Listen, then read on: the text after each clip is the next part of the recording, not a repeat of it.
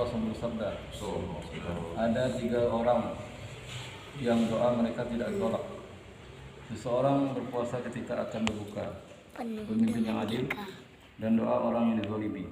Allah mengangkat doa itu di atas awan dan dikabul dan dibukakannya untuknya pintu-pintu langit, dan Allah berfirman, demi kemuliaanku aku akan menolongmu walaupun pada suatu saat nanti. Ahmad.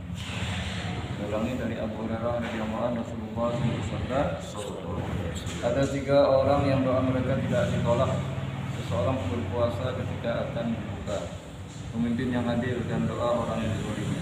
Allah mengangkat doa itu di atas awan dan dibukakannya untuknya pintu-pintu langit, dan Allah berfirman, demi kemuliaan. Itu diriwayatkan dari Aisyah radhiyallahu bahwa apabila bulan Ramadan yang tiba, rawat wajah Rasulullah berubah. Beliau lebih memperbanyak jumlah rakaat sholatnya, sholat sunnah, dan berdoa dengan lebih merendahkan dirinya, dan menunjukkan rasa takut yang lebih besar kepada Allah. Menurut riwayat lain, beliau hampir-hampir tidak pernah tidur hingga habis bulan Ramadan. Sebuah riwayat menyebutkan bahwa para malaikat pemegang aras ketika bulan Ramadan diperintahkan untuk meninggalkan segala amal ibadah mereka, kecuali banyak sekali hadis yang menceritakan bahwa doa orang yang sedang berpuasa akan dikabulkan. Hal ini tidak dapat kita ingkari kebenarannya jika Allah telah berjanji dan nabi-nabinya terpercaya As-Siddiq telah memberitahukan kita, maka hendaknya jangan sedikit pun meragukan kebenaran hadis ini.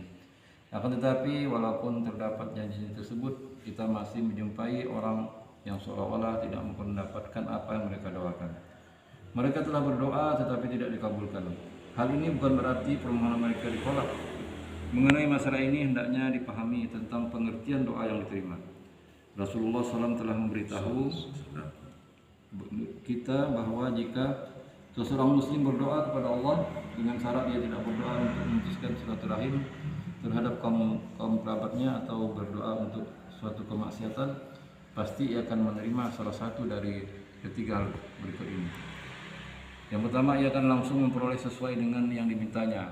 Bila ini tidak didapatkan, Allah akan menyelamatkannya dari musibah sebagai ganti dari apa yang diinginkan, atau pahala bagi doanya disimpan untuk diberikan di akhirat nanti.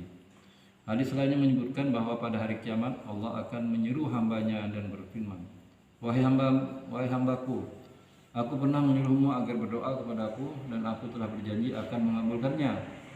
Lalu apakah kamu telah memohon kepadaku? Hamba itu menjawab, iya, dan aku telah melaksanakannya. Kemudian Allah menjawab, tidak ada suatu doa yang kamu mohonkan melainkan aku terima. Kamu berdoa agar dihindarkan dari suatu bencana, maka aku telah menunaikannya di dunia. Dan kamu berdoa agar dijauhkan dari kesedihan, tetapi kamu tidak merasakan hasil dari doamu. Sebagai gantinya aku tetapkan untukmu ganjaran dan pahalanya di akhirat.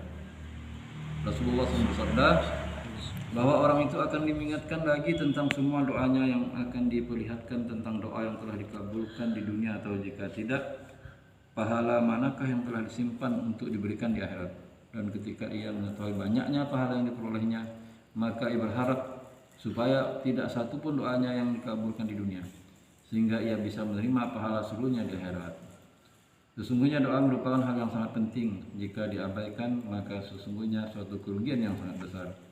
Meskipun pada zahirnya tidak ada tanda-tanda bahwa doa kita diterima, namun sebaiknya kita tidak berputus asa, karena sesuai hadis panjang yang tertulis di bagian akhir buku ini, jelas bahwa yang menjadi pertimbangan Allah dalam mengabulkan doa ini, pertama adalah untuk kebaikan dan keselamatan kita sendiri. Jika Allah menganggap bahwa pemberian dari yang kita minta itu ada kebaikan untuk kita, maka Allah akan mengabulkannya. Namun jika tidak, maka Allah tidak akan memberikannya. Apabila kita tidak selalu mendapatkan apa yang kita minta, sesungguhnya itu adalah karena Allah. Karena sering kita meminta sesuatu yang kita tidak memahami kepentingannya untuk diri kita. Demikian hadirin, hadis mengenai taman Ramadan itu mengenai doa kepada Allah SWT. InsyaAllah besok kita lanjutkan lagi pertanyaan kita mengenai hadis yang telah ini. Mudah-mudahan apa yang telah kita dengarkan kita lihat untuk amal kita. Baik, kita majelis Assalamualaikum warahmatullahi wabarakatuh.